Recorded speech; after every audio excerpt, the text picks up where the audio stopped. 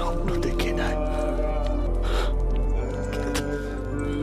তোরে নিয়া অনেক স্বপ্ন দেখছি।